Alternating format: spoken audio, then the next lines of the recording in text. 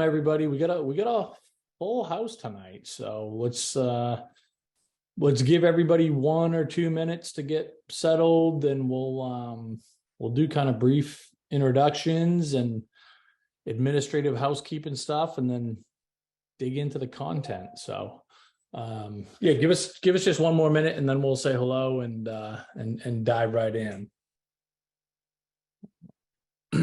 Yeah, just a little housekeeping while we're letting everybody come in. We love questions, so don't be shy. Please put them in the Q&A versus the chat, because that's just one place for Matt and I to look. And also, if you want to be anonymous, you can click the box and be anonymous. So that's a nice thing too. And we will be sending out a recording and the slides tomorrow. So if you get distracted or you want your partner or your kids or whatever to watch it, don't worry, you will, or if you want to watch it again, you will get it tomorrow with the slides. So that's always a question. We'll probably say that again, because that's always something that people ask. Yeah, and just to double down on that, this is a great opportunity to ask any and all questions. Don't feel like this is, for most of you, this stuff is brand new. It's overwhelming, all these acronyms and new terms you've never heard before. Throw out all your questions, and like Peg said, if it's more on the personal side, you can be anonymous. And this is a great opportunity to just ask any and all questions that are keeping you up at night, right? That's kind of what we're hoping to address. And our goal, right? We have a couple gets, right? Peg and I, and is number one, we want to make sure that you understand, how does this process work from a high level, right? Like, what can you expect as you're getting ready to put your list of colleges together? And more specifically, how's this going to work for you, right? Are you eligible for financial aid? How much? At which colleges? If not, what should you be thinking about, right? And again, I don't want you to walk away from here just understanding how the process works. I want you to understand where you are, you and your family, on the spectrum. So that's our hope. My name is Matt Carpenter. Peg and I are representing College Aid Pro tonight. I'm a ways away, guys. I'm past my bedtime. To be honest with you, I'm out in the Boston area, but I'm still on West Coast time a little bit. Peg and I were just at what's called the Super ACAC conference, which is a conference of all school counselors, high school counselors out. It was in Spokane, as I've come to learn, not Spokane, Peggy, Spokane, Washington this week. So I actually got to meet one of your school counselors at Basis, or I just missed her. Peg got to meet her, but anyways, our kind of whole deal is to help families figure out the right way to navigate this process, right? It's confusing, it's overwhelming, but something we say every day: everybody has an affordable path to college. I mean, that's the good news. Okay, I don't care where you fall on the spectrum.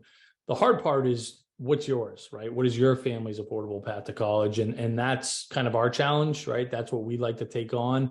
I've been doing this for almost 20 years, my entire career. I've been guiding families through this process. So I like to think, we're a pretty good resource here, and it's what we love to do, right? And for me personally, it's based on my personal experience. I'm the oldest of 3 kids. I had 2 parents that didn't know what the heck they were doing, right? God love them, but they're just too busy to dedicate time to this. And so we just kind of fumbled through it. As a result, didn't have the best end result. And that's where I said there's got to be a better way to do this, right? And I think most people have that experience. So our job, our kind of ethos is to help families navigate this thing in the right way. So anyways, again, psyched to be here tonight. This is a first for us. It's kind of our tryout here. We gotta deliver some value, or else we're not going to be invited back. So you guys will be the judges ultimately. Lucky for me, lucky for College Aid Pro, we brought in the fairy godmother of financial aid herself. That's Peg Keogh, out in Seattle here. So Peg, I'll let you introduce yourself, and then we'll take it away. Yeah, so my background is in the financial industry, and then when I have twins, and when they hit high school, probably like a lot of you guys, you start thinking about, okay, maybe I've been able to save for a while, but now how does this whole thing work? And when I started doing that deep dive with my husband, I was just shocked at how complicated and crazy it was compared to when I was a kid. And so kind of had this aha moment that I could just focus on working with families in this part of financial planning, college financial planning, and really impact families even more. So that's what I did. Back in 2014, I started my own business, met the guys at CollegeAid Pro, was lucky enough to meet them when they were creating some software. We beta tested it together and always talked about partnering. And so we did. So I joined CollegeAid Pro in 2021. So really, I think my best credential is that I know where you're sitting. I really do. I went through this with two at the same time, and it is stressful and crazy. But what Matt said is just so true. If you understand financial aid, and then if you understand where you fit, you become an informed consumer. You have so much more power in this process, and you can have less stress and set expectations with your kids. And it's so important to do that as you're building the college list and being proactive instead of reacting later senior year when you've got awards and then you realize, uh-oh, this is going to cost me $50,000 net. I wasn't planning on that. And then it's a really crummy situation. So our goal is to educate you so that you can be proactive. So let's jump in here. And as Peggy's bringing up the slide deck here, if you guys want to share what's the graduating class of your student? I know primarily we're really focused on the class 2024, but curious. Actually, put that in chat. That's the one. That one in chat. Put that one in chat. Yeah, so it doesn't. Yeah, because that helps us kind of see who we've got here.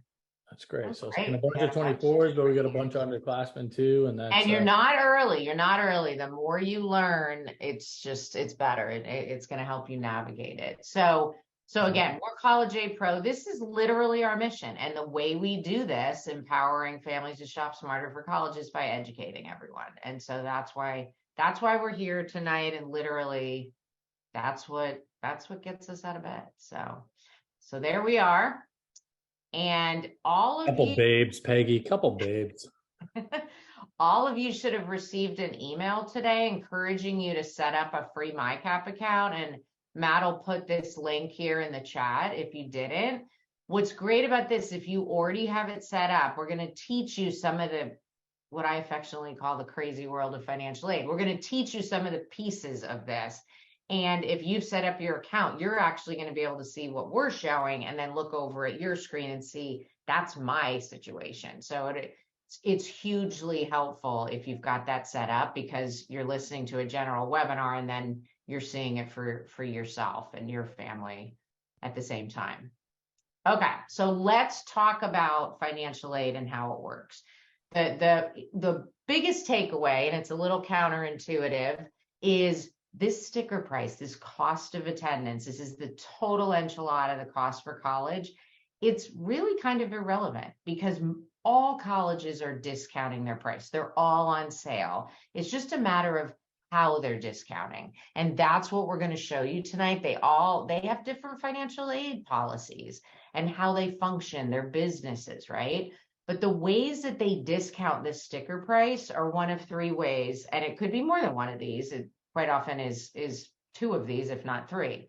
So the first way is with need-based grants. So as the name kind of hints, you have to have financial need. And we're going to talk about that in a minute. But if you do, colleges could potentially give you these grants. It's their endowment money that they're giving you. There's also federal and state grants that you might qualify for potentially. The second bucket is kind of the flip side of free money, merit-based scholarships. So this is not based on your ability to pay and your financials. It's based on your child. It's based on grades, test scores, talent, athletics. And some schools give merit aid and some schools don't. And Matt's going to touch on that in a little bit. What you really want to do is maximize these first two buckets. This is the free stuff, right? You're draining the endowments instead of your portfolio, your checking and savings account, your investments. The third bucket is a part of a lot of people's college funding strategy, which is fine. It's called self-help, right? So that's loans and work study. Work study is a program where government pays part of the salary, half the wage, but you're working for it, right? It can go toward paying for the cost of college. You're working for it, and obviously loans. you've got to pay them back. So it's not the free stuff, but it can be part of this price, this sticker price going down. So let's talk about need-based aid. How do you know if you're eligible? Matt and I just did a webinar a week or so ago all about what if you're not eligible? How do you get discounts? And we're gonna hit on that tonight too. So very simple equation that they use to figure out if you have need. They have this cost of attendance, so the sticker price, tuition and fees, room and board, books, travel, personal expenses. As we all know, this has been going up for decades. You have no control over the cost of attendance. But then you submit financial aid forms that we're going to go over tonight, and they calculate something called, it's been called an expected family contribution, EFC. It is changing for pretty much everybody on here. I didn't see any 23s, class of 2023, but I didn't watch all of them because I was sharing my screen. But anybody who's class of 2024 and down, it's going to be called an SAI, a Student Aid Index. They're exactly the same thing. It's just a name change. And so this is the minimum annual amount.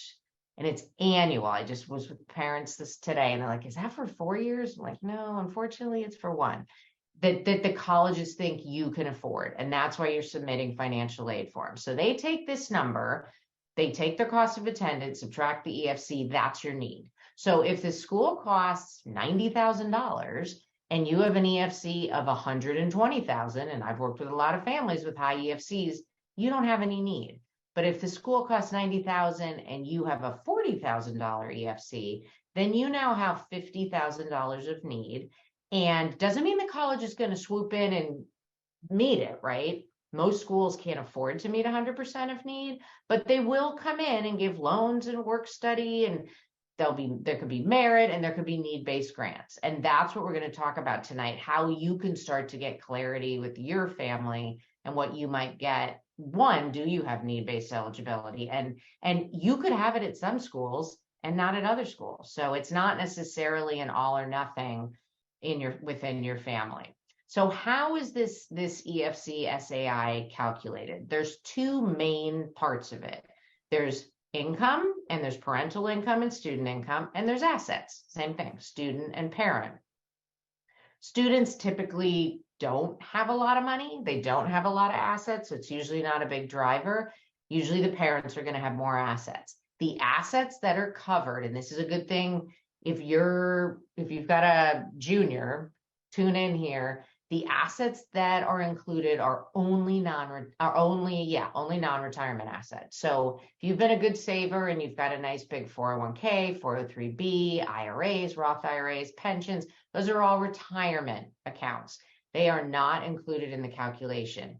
Everything else is, including if you have real estate that's not your primary home, any equity in that real estate, the market value minus any liabilities is included. A lot of you, or some of you, have probably saved in a 529, a college savings account for your kids. That's considered a parental asset, as long as the parent is the owner. And that's the typical way it's set up. Parent is the owner and your child is the beneficiary. So it's logical that, hey, that would be an asset of my child's, but it isn't. It's actually your asset. You own it. You could always not use it for college. There's penalties and taxes, but it's not a gift to your child. So remember that when you're doing the forms. Non-retirement money only is disclosed, and 529s are yours. If grandma owns a 529 for your child, that's not even disclosed on the FAFSA. That's not part of it. That's not either one of your assets. People will say a lot, well, how does debt factor into this? I have student loans still. I have car loans. We have credit card debt. It's not asked about on the federal form, but it's something that you can always share. This is a time where you want to be open with the colleges if your financial situation is getting worse, or you have debt, different things that are strain on cash flow. And you notice when I talked about real estate, I said, all real estate besides the home that you live in, because the main form does not ask about your primary home where you live. But the other form that we're going to talk about does. And so the equity in the home that you live in could be looked at, all of it, as a liquid asset by some schools. So you want to make sure when you're sharing the value of your home that you're not overinflating it. You don't want to share the best price you could get if you've got it staged and you're waiting for that perfect offer. You really want to find the lowest defensible market value for your home. And then there's something called the IRS quick sale value.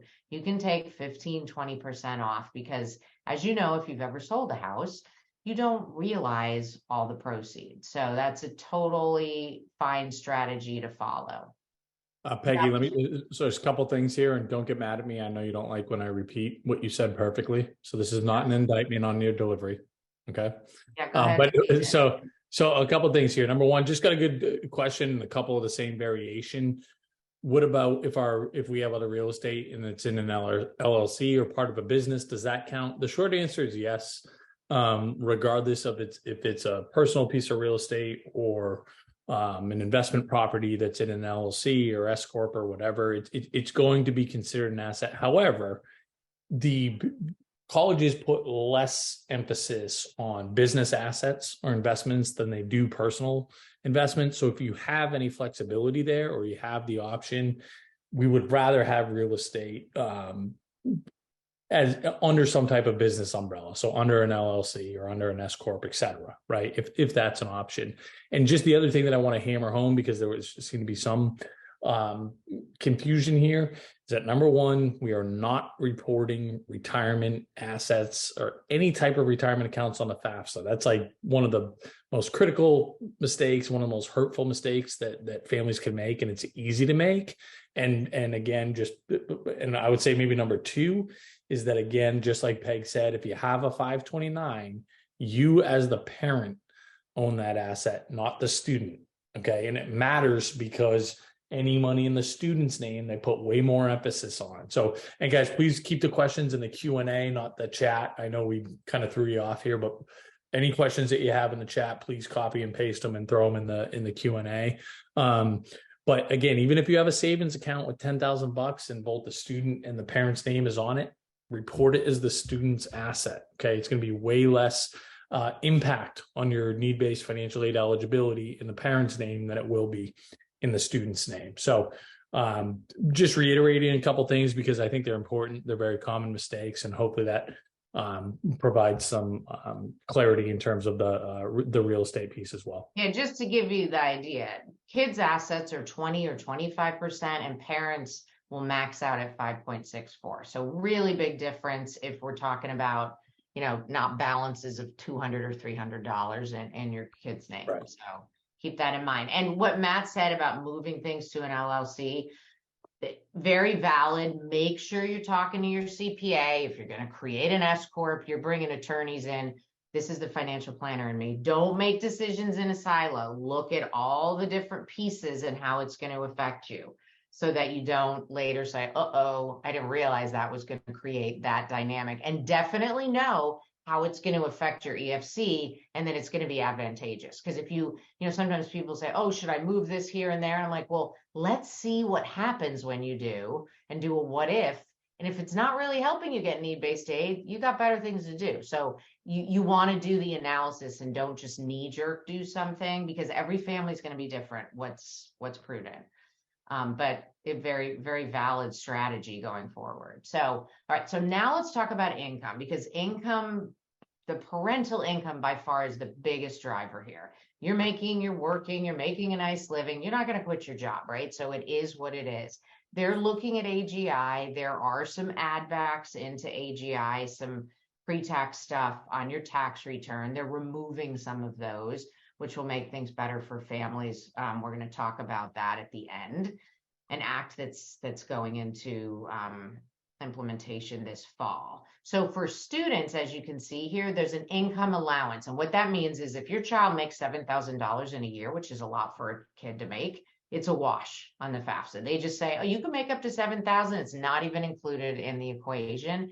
There's an income protection allowance for parents. Unfortunately, it's not wiping out most of your income. So it's there. So realize that, but basically they're looking at your AGI and a few add-ons. Now, the year that they're looking at is a 2-year look back, and that's called prior year. So if you've seen that in the media, so you can see here on our slide, if you have a class of 2024 child, you're going to be reporting this fall all about 2022. So sophomore parents right now, you are going to be reporting, you are in the tax year that you're going to be reporting on when your child's a senior. So this is really great to know. Don't create capital gains you don't need to. If you're doing Roth conversions, realize that's going to be on your tax return. You're going to have to talk your way out of that. Not saying don't do that stuff, but realize any income that you generate that you don't need to is going to show up on these forms, and you're going to have conversations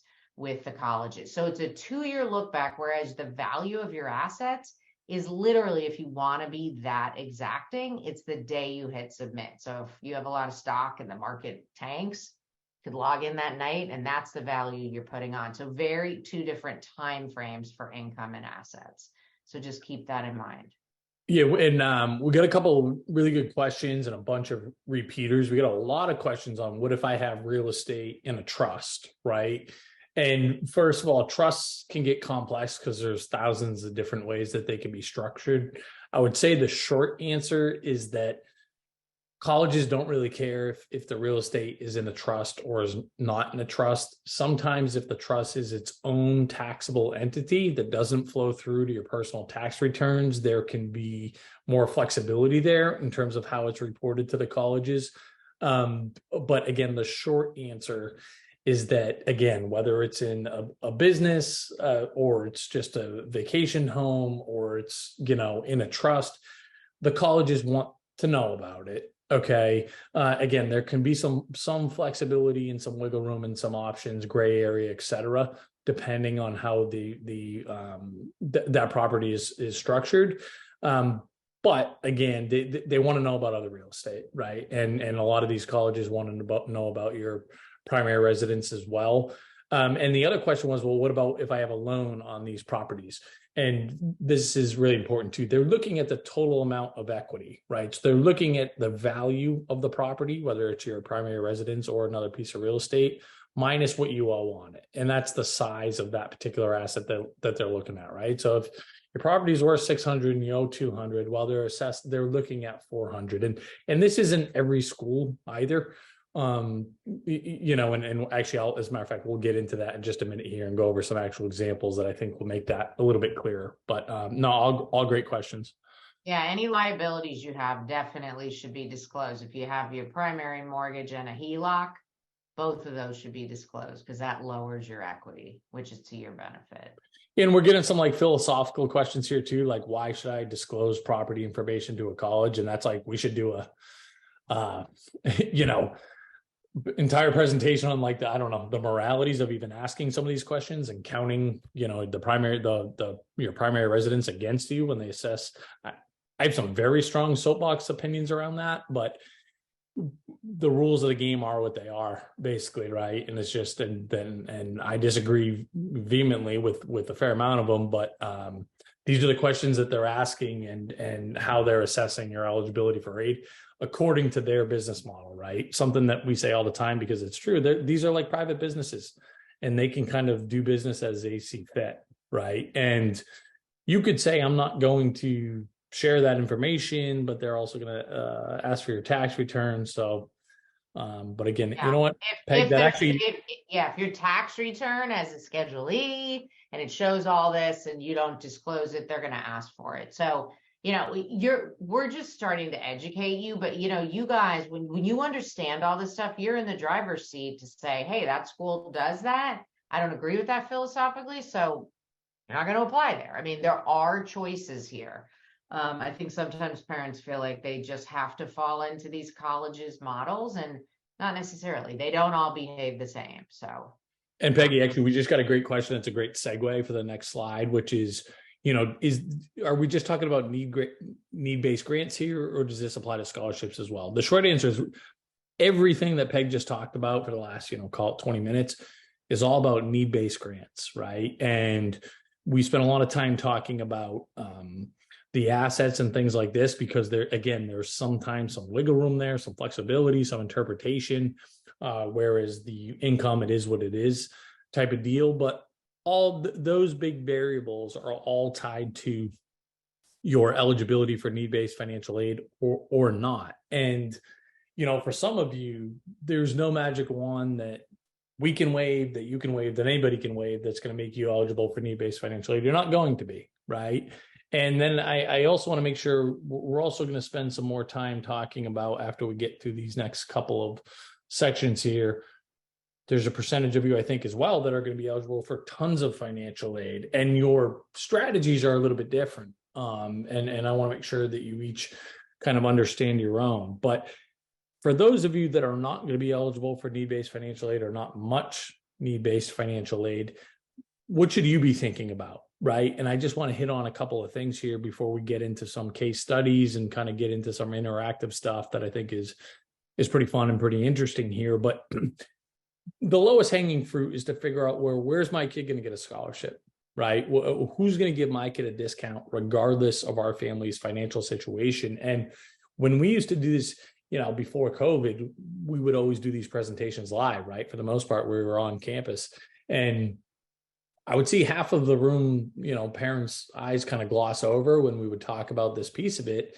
And I knew right away what they were thinking. And we'd get the questions like, hey, well, my kids, they're not going to be the valedictorian. They don't have these insane extracurriculars. They're not going to get a scholarship. And that's false, right? I promise you, for 100% of the families that are on this call right now, I'd be able to show you a ton of colleges that would love to give your kids scholarships, right? That's kind of the easy part. The hard part is figuring out, well, which of those are going to be good fits for my kid, and which of those are going to be, is my kid going to be fired up to attend, right? Or to apply to. But I just want to really emphasize that regardless of your kids' credentials, talents, etc., there are schools that will enthusiastically give them a scholarship. Okay.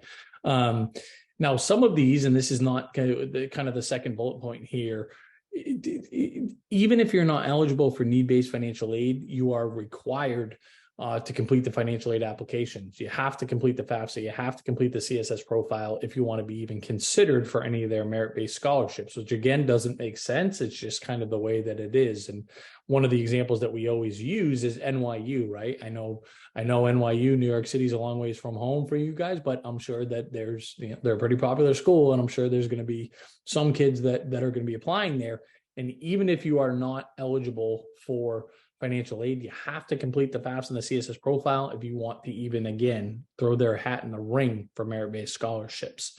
And that kind of little anecdote there, I think, is helpful to illustrate something that, again, we say on a daily basis. All of these colleges are different, right? Of course, there's some overlap and some similarities, but you have to look at these like private businesses. And as your list of colleges come to fruition, you have to have a really clear understanding of how does this college do business, which kind of brings me, I'm going to skip down to this asterisk here when we talk about the Ivy League and the NESCACs, because I think this is something that, as a matter of fact, I know this got confirmed big time, Peg, when we did our presentation last week, is that not every college offers scholarships. And now that number of colleges that don't offer scholarships is up to about 100. Okay. And we always pick on the Ivy League, and I'm sorry, because Peg, you guys probably, assume this, but Peg is an Ivy League graduate. Okay. Peg went to Cornell, which she was going to share that at some point tonight. No, I wasn't. Whether I brought it up thank you, or Matt. not. Thank you. But I'll save her the time. But there's not one Ivy League school that offers scholarships. They do not exist, right? So if your kid's going to Princeton or Harvard or Cornell or Dartmouth, if they're getting a discount, it's because they're eligible for need-based financial aid, right? And obviously that's the Ivy Leagues, but they're not alone. There's about 100 schools, right? There's some other schools up by me in the Northeast, the NESCAC, so the Williams at Amherst and Middlebury's of the world, right? Scholarships don't exist there. So these, for the most part, really competitive schools are really tough from an admission standpoint schools. Scholarships don't exist. So I emphasize that because a lot of families that are not necessarily eligible for need-based aid, it doesn't mean they're in a position to start writing checks for 90 grand a year, right? And starting next year, we're going to have a couple dozen schools that are 90 grand a year. Okay. So, and I've seen just enough scenarios where families like this that have a super talented kid only apply to 10 schools that merit-based scholarships don't exist. And then they're like, oh my God, we can't do 90 grand a year. So we just, again, this is part of the education. It doesn't mean don't apply to those IVs. And maybe if we get in there, we're going to figure it out type of deal. We just want to make sure folks are hedging their bets. That's kind of a part of our process. Okay. And then the last kind of bullet point here is, and I'll tease it before we cut off tonight, but we want to, and this kind of goes back to this theme of a little bit of it's a big investment, and these are again businesses, and those are my words, but like businesses do, they will compete with one another, right, over their products. The products are the kids, right? So as we're building this list of colleges, something that we can do in the beginning, and this is especially important if we're not eligible for need-based aid, is apply to competing schools, right? Because they will compete with one another. And oftentimes we can leverage that against one another and get some more money out of, whatever. We had a great example today of TCU versus SMU, right? So Texas Christian versus Southern Methodist. And, we had a family that was super focused on going to TCU, hated SMU. We made them apply to SMU just knowing we'd get a really competitive offer. And then we just go to use that to get more money out of TCU, right? That's, again, an important part of the process that, in my experience, is not necessarily common knowledge. So Peggy, you know what? Maybe we'll kind of dive in here and look at a couple examples. Sure. Okay.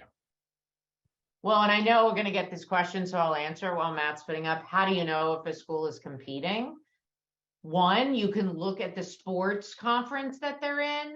Matt was mentioning the conference that Williams and Amherst and all Vassar and those guys are all in. That's all one conference. Also, he can show you here in MyCap where if you look at schools that have similar middle 50% of the kids that they accept, SATs and GPA, if those are similar and they're like schools, they're competing schools. So schools will really play ball, especially private schools, if it's a peer and they want to grab that student from their competing college, basically. Sweet. So this is, guys, I'm showing the platform here that we were referencing that we talked about at the beginning. I saw most of you set up your accounts already, which is awesome. So you're already looking at your EFCs, your financial aid ability, your already their financial aid eligibility, your projected net costs at whatever colleges that you put into your account here. So a couple things I just want to talk through quickly, and we're not going to go through the whole platform here, but let's talk about what we've been talking about here. So what you'll see once you answer the few questions and you onboard yourself are these EFCs staring you in the face. And, Peg didn't share right up front that there's actually 3 different EFCs, and we do that on purpose, right? We kind of hold that back because I think it's confusing enough as you're hearing all this stuff. Really too, buddy. Right, exactly. So you can almost ignore no more consensus. That's going to go bye-bye. So there's 2 different EFCs here, right? Most colleges use what's called the federal EFC. So all state schools, right? Your University of Arizona, Arizona State, Northern Arizona, right? Your UTs, all the UCs, they use what's called the federal methodology. That's the dollar amount, the foundation for determining your need-based financial aid eligibility. Whereas a lot of these private schools use what's called the institutional EFC, right? So Rice and University of Southern California and Pomona and Claremont McKenna, Occidental, right? These are schools that use what's called the institutional methodology. Now, I'm telling you guys more than you need to know right now. We're getting into the weeds a little bit, but I think it's helpful to have a little bit of background here, because I think for a lot of you, you'll see, and you're probably seeing right now, that your institutional EFC is a lot higher than your federal EFC. There's a lot of drivers there, but usually there's 2 big ones. The main one that applies to most people, if you own your home, these schools that use the institutional methodology, most of them consider the equity in your home to be fair game, for lack of a better term. Okay. The other important factor here is that for 2 household families, so if you're divorced or separated, right, schools that use the federal EFC will only look at one household, and Peg and I are going to talk about which household in a little bit here. But for schools that use the institutional EFC, by and large, they look at both households. So that's another factor for why that EFC tends to be higher. Okay. Now, again, I just told you more than you need to know. What I want you focused on just for starters here is you're just starting to learn about this, just starting to see where your family fits in. You're going to find, okay, and this is the case for most families, is that the sticker price of colleges in most cases are irrelevant. Okay, they're misleading. Now, there's a Massachusetts resident. I kind of goofed up. I should have put a Arizona family in here before we got going. So you guys will have to forgive me for that. And again, you're seeing it in your own household how this plays out. But this is very common where the sticker prices are wildly different than what this family is actually going to pay. And that's where I want you focused, right? What are these schools actually going to cost your family? Okay.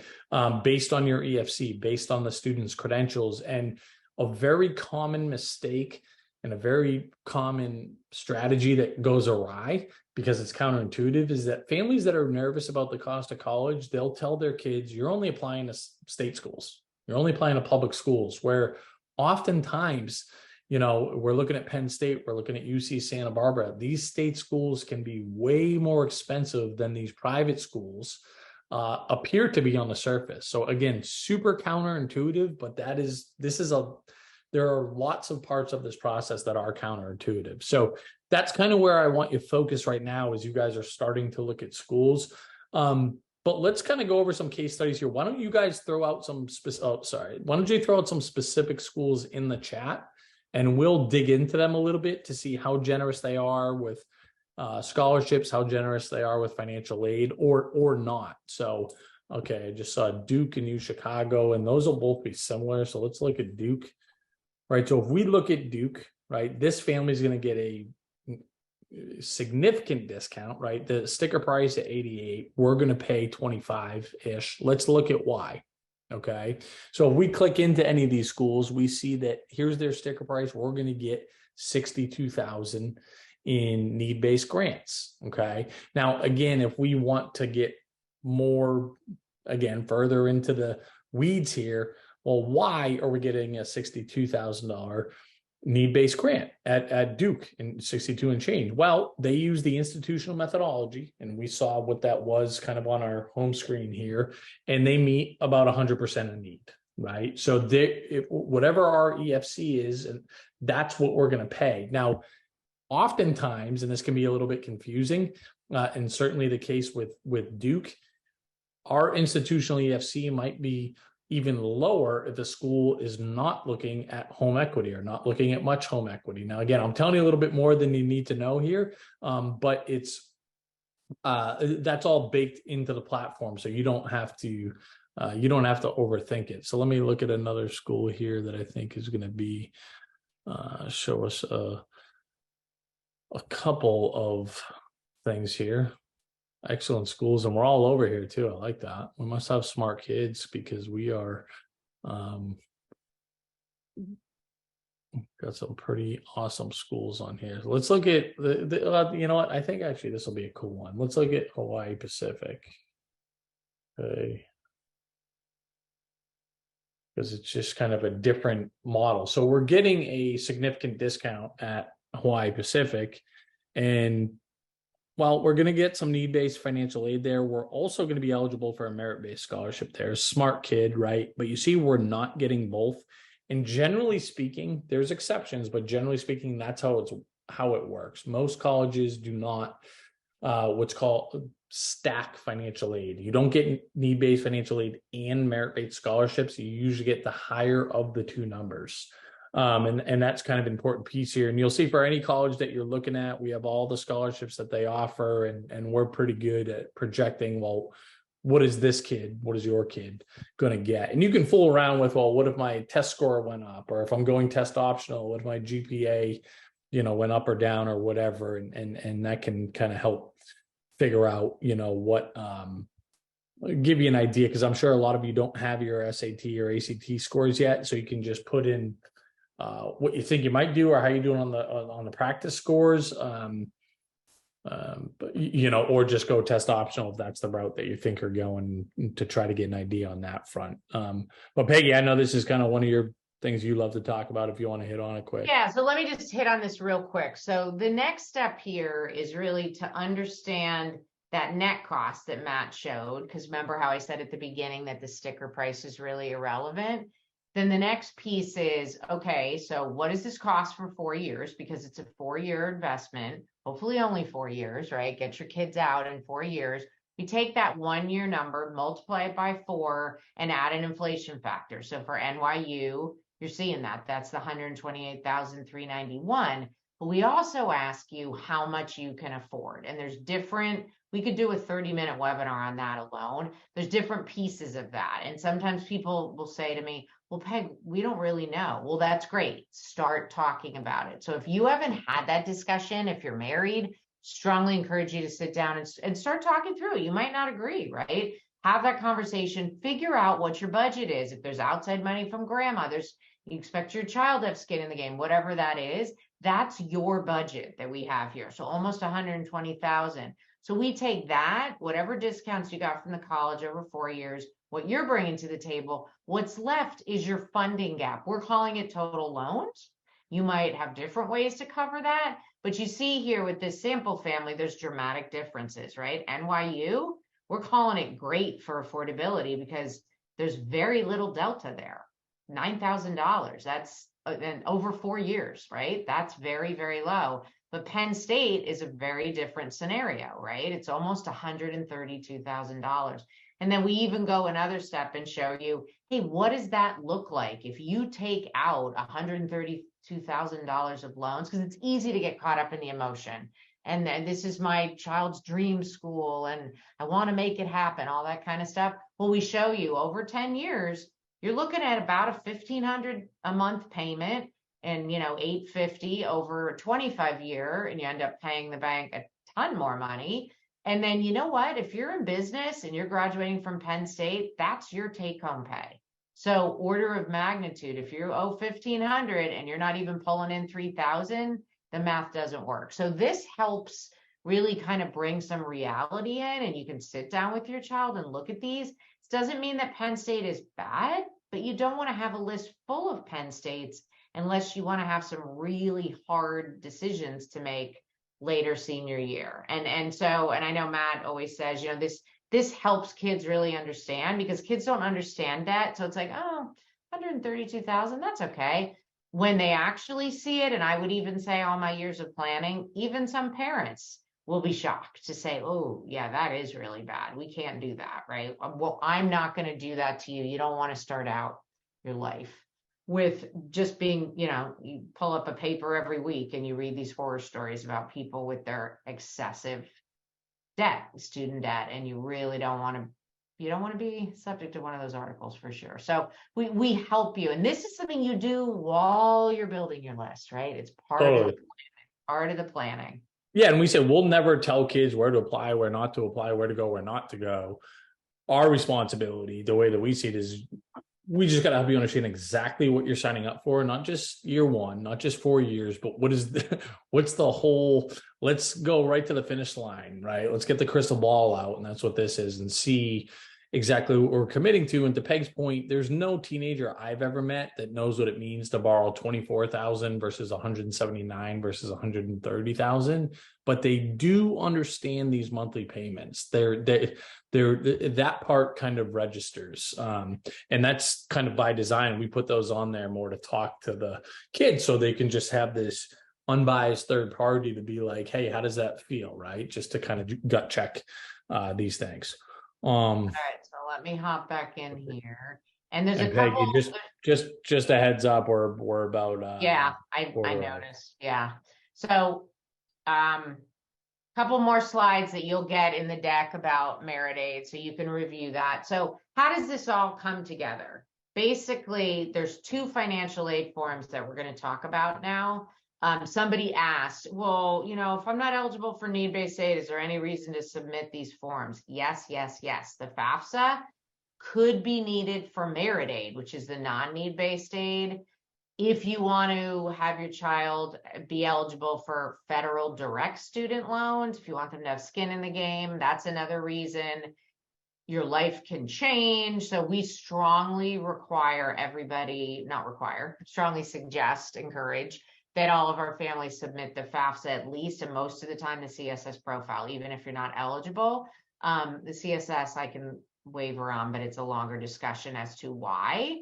All the schools in this country pretty much require the FAFSA, and then you might be required about less than 300, mostly private schools will require the CSS profile along with it, not in lieu of it.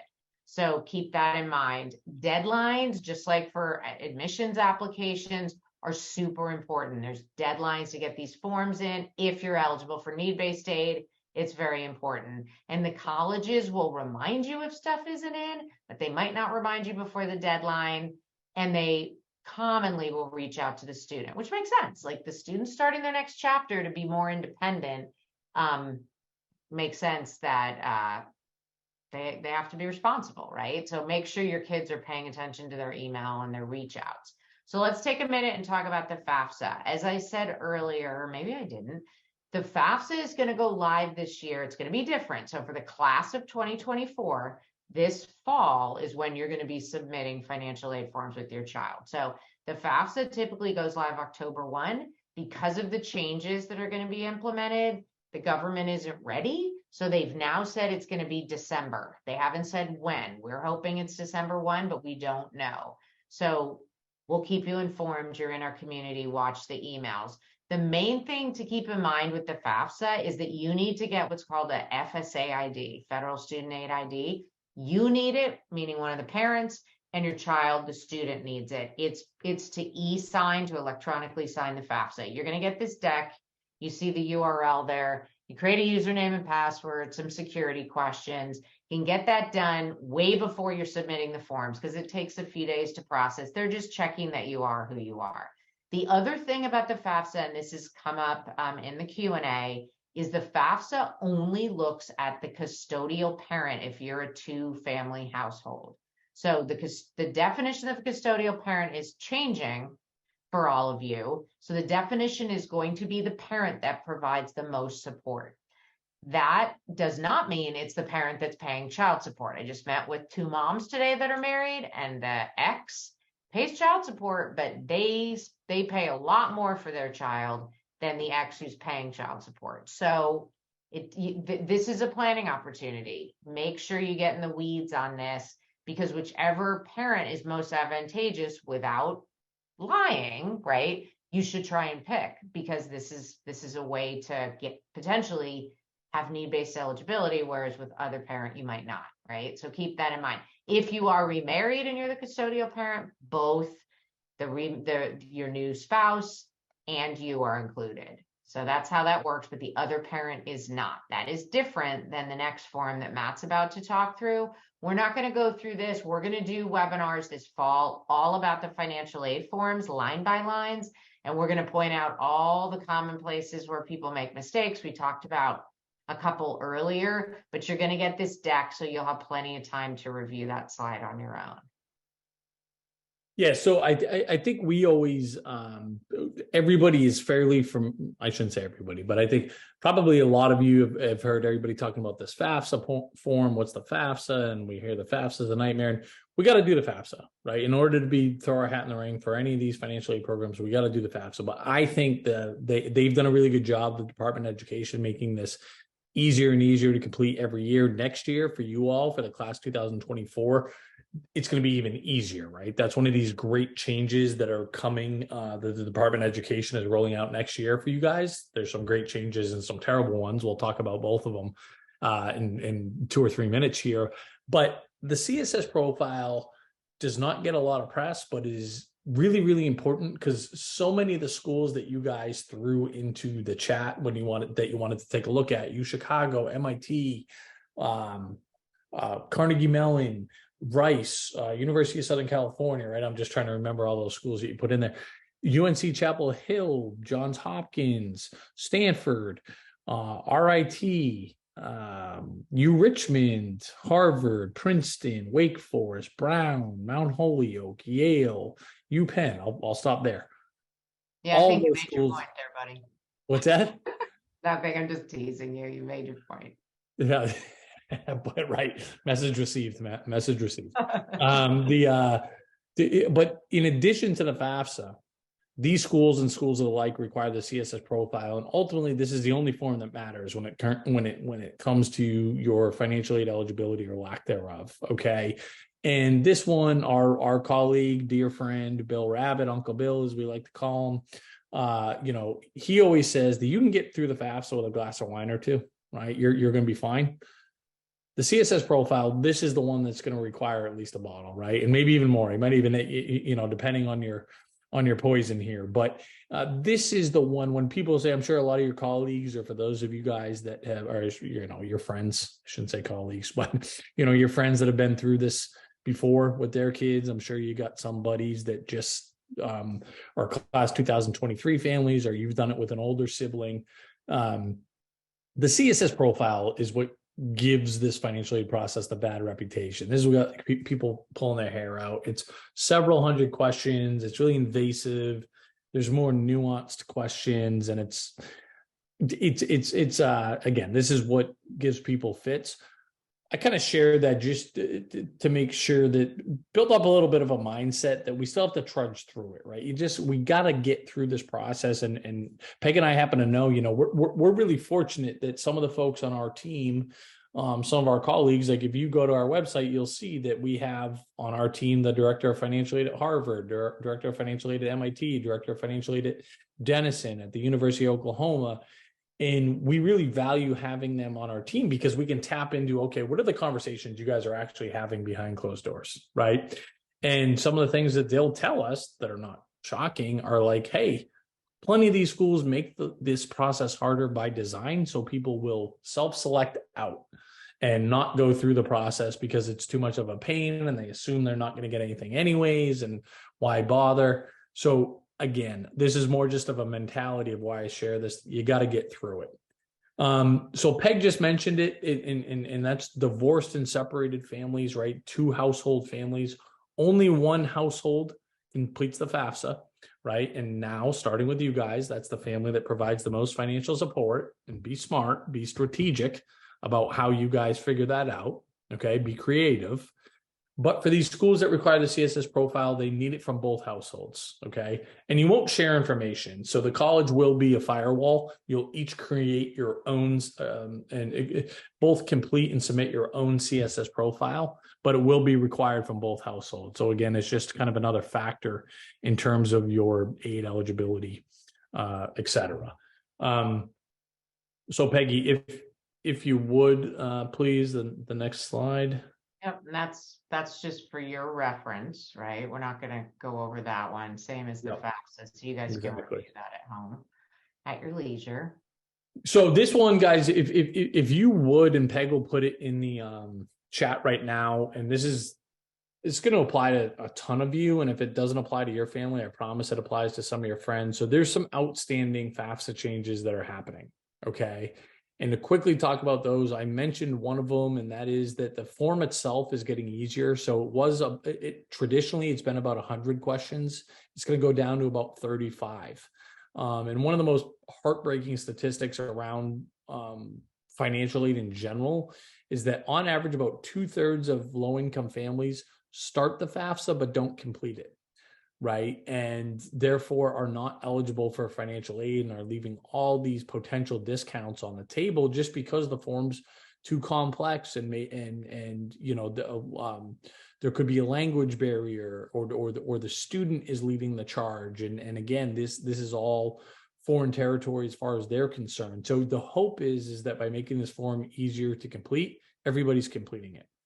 And so that's, we're thrilled with that, right? Like that's moving in the right direction. And there's going to be more money for families that need it most, right? So if any of you that are listening have a low income, low assets, right? Your free and reduced lunch type of families, there's going to be more resources for you. Like when I said at the top that everybody has an affordable path to college, that I'm speaking to you specifically. And hopefully some of the examples that we gave, right, these schools that appear to be really, really expensive, but if you have a really talented kid too, they could end up being the most affordable for you. So, I think that's something that collectively all of us are psyched about. But I think it's pretty clear that how the Department of Education is funding these programs for these families is not from their own pockets, right? And you know, if you know that term, like kind of robbing Peter to pay Paul. So we're not going to take it out of the Department of Education's or the federal government's budget. Let's go see where else we can find it. So they're doing a couple things. Again, I think their intention is to get more money out of divorced and separated families with that rule change. I know they're trying to get more money out of small business owners because they're giving them less breaks.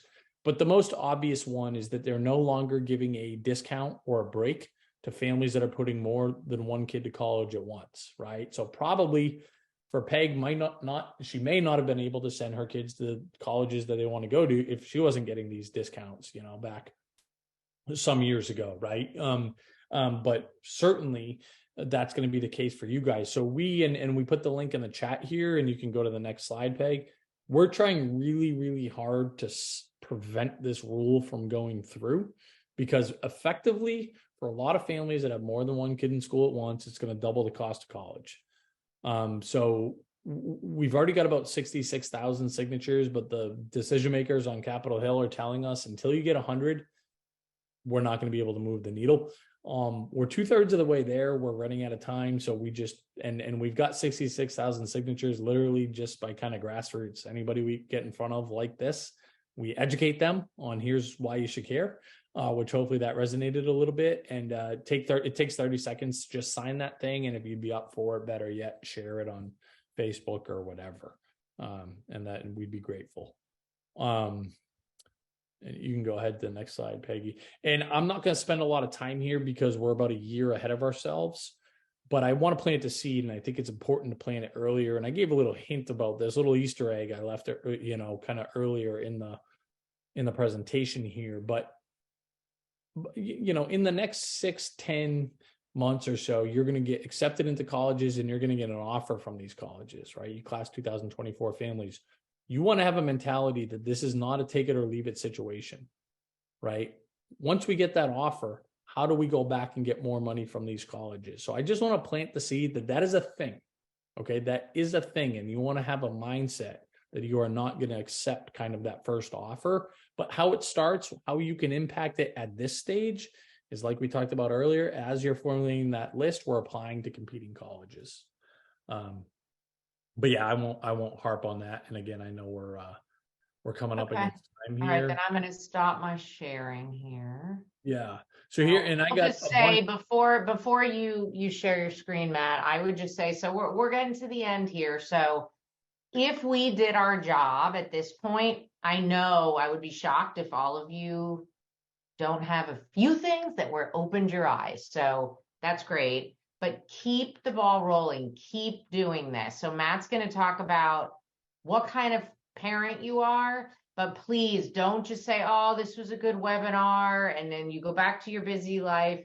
You want to keep engaging in this. But trust me, parent to parent, you want to be that informed consumer. You know, you want to be involved because the discounts are out there, and you want to make sure that you grab them and you find a good academic, personal, and financial fit for your child. And then when you're waving goodbye, and it'll be there before you know it, when they're at their dorm, you'll feel good and they'll feel good. So, all right, I'll let you take it away there. You're right, Peggy. I mean, listen, and I mean, Peggy and I always said, we're like, and this is what we say behind closed doors. Like, we didn't do our job if people don't engage with us after today, right? Just keep following along in whatever capacity. If, and what I would encourage you all to, you know, talk to Lisa. If you thought we provided any value tonight, let her know. If you thought we stunk, let her know, right? Because ultimately she's going to decide if we should come back and coach you guys up, kind of moving forward for the rest of this process, right? We got some work left. But here's kind of what I want to emphasize, and I just put this link in the chat for you guys. We've kind of, and of course we're overgeneralizing here, but in our experience, we kind of put families, individuals into one of three buckets when it comes to this part of the process. And again, this isn't perfect, but I think it's pretty close. If you're a DIYer and you know who you are, I think we have enough tools, resources, et cetera, to support you to go be successful in this process. And here's just kind of a few of them. I think, you know, We have the platform that we showed you. There's a free version that everybody can have access to now. And if you want to upgrade, there's a cost there. But what I and one of the ways, if you just want the software, you can upgrade for $149 for the year. Use this coupon code to get 15% off. But I want to pause here specifically to families that are free and reduced lunch, or the $149. I think it comes out to like 120 or whatever with the discount. If you can't afford that, or that just sounds cost prohibitive, write into us. Is it support@collegeaidpro.com? So write into support@collegeaidpro.com and say, I saw the webinar. I'd love to have full access to the platform, but I can't afford the $120 or whatever it is. We'll get you on there for free. Okay. So, and we don't. I just put that in the chat. I just put that email address in the chat for everybody. Yeah. And we don't, again, we're not going to vet that or anything like that. We take it at face value. So please write in if you're a family that's in that category. But again, if you're just a DIYer, we have the software office hours every other Monday at 7 Eastern time. So 5 for you guys. It'll be usually 2 of us that are just kind of holding court saying, what are your questions, guys? Right. And it ends up being a really great, just kind of one big kind of Q&A back and forth. We'll talk about what's going on specifically, but sign up for that. Our Facebook group is moderated by our experts, right? And I told you our experts are pretty good. We've been around the block. And then our YouTube channel is super robust, right? So if you search any questions you have in there, I can all but guarantee you we have a great tutorial, right? What do I need to know if I'm divorced? What I should know about tax breaks? How do I create an FSA ID? And we always challenge folks that if you go to search for something in our YouTube channel and it's not there, tell us, we'll have it there by the end of the week. Okay. So, make sure that you subscribe to the YouTube channel. DIYers, there you go. Now, I think the next kind of category of folks are folks that are, yes, I'm a DIYer, but I want somebody to gut check this thing for me. I want somebody to look over my shoulder. Can you look at these lists of schools? Are there any that we're missing? How do I, here's what schools are thinking of. Who competes with these guys? That's not crystal clear to me. Hey, we have these other properties. We have this trust. Whatever, right? Any number of things. You can set up your account within your MyCap account, book an hour with any of our experts. Like I said, you want to meet with these guys at Harvard, MIT, myself, Peg, whoever you're going to be, get your questions answered, regardless of who you meet with on our team.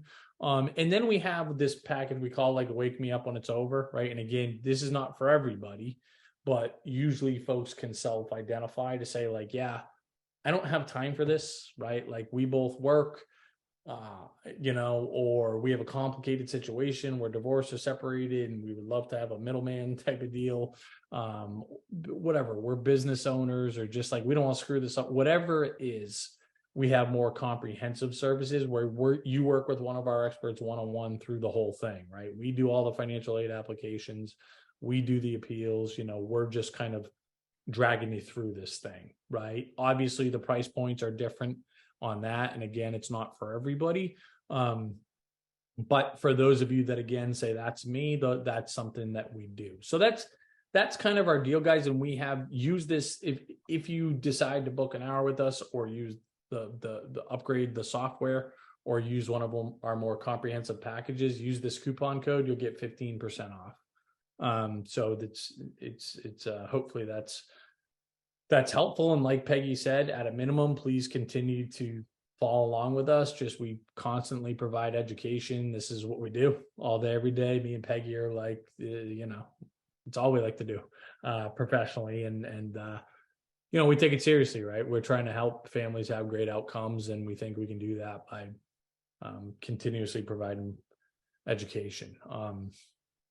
So I think that's it for me, Peggy. Do you have any parting words? I just was answering a few questions. So guys, keep in mind with these changes that are coming up, they're happening with the FAFSA only schools. So that's about 300 CSS profile schools.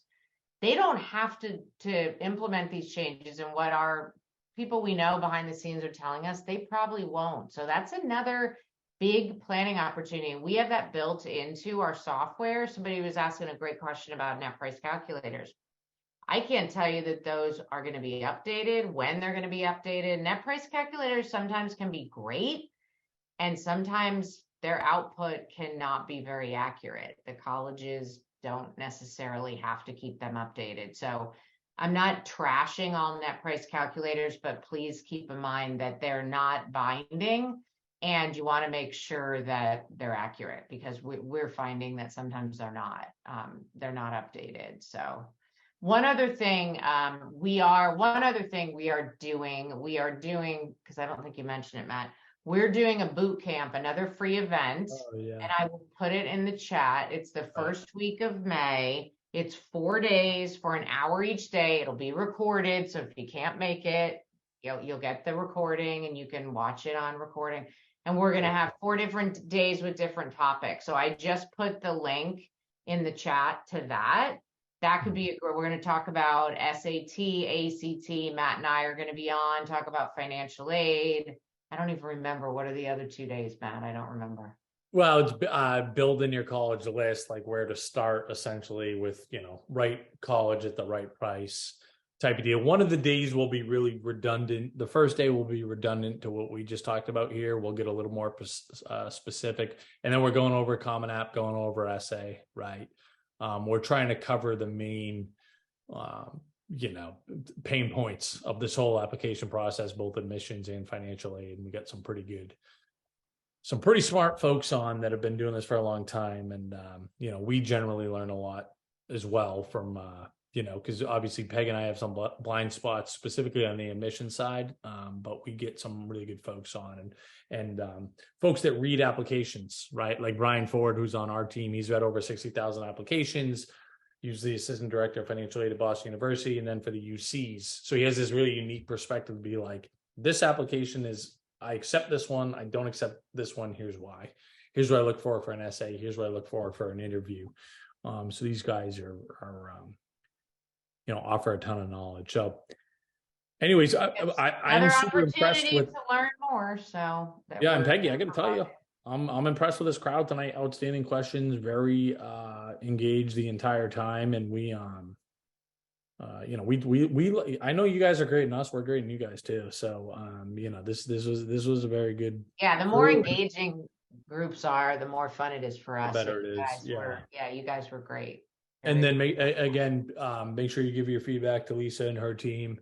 And a lot of thank yous in the chat. So for what it's worth, right? For what it's worth. So Peggy, I'm going to bed, man. Yeah, you got to go nighty night, buddy. That's it for me. But like I said, past my bedtime. But thanks everybody. Hopefully we get a chance to do this a whole bunch more. And you'll get the slide decks. You will get the recordings tomorrow. And good night.